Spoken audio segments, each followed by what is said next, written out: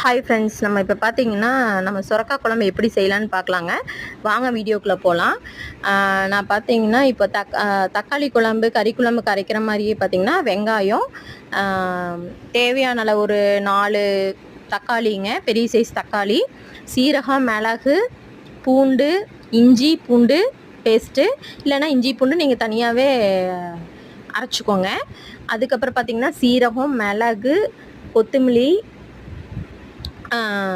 சோம்பு இதெல்லாம் பார்த்தீங்கன்னா நீங்கள் நல்லா தாளித்து அதை அரைச்சி பைன் பேஸ்ட்டாக அரைச்சி வச்சுக்கோங்க ஃப்ரெண்ட்ஸ். வச்சுட்டு நீங்கள் வந்து ஃபஸ்ட்டே வந்து சுரக்காவை வந்து நல்லா வாஷ் பண்ணி நீங்கள் போட்டு தண்ணியில் போட்டு நல்லா வேக வச்சுக்கோங்க. வேக வச்சதுக்கப்புறம் அந்த அரைச்சி வச்ச பைன் பேஸ்ட்டை உள்ளே ஊற்றி நீங்கள் நல்லா கொதித்து அந்த சுரக்காய் வெந்ததுக்கப்புறம் நீங்கள் இறக்குனீங்கன்னா தேவையான அளவு உப்பு போட்டு இறக்குனீங்கன்னா தேவையான சுரக்காய் குழம்பு ரெடிங்க ஃப்ரெண்ட்ஸ்.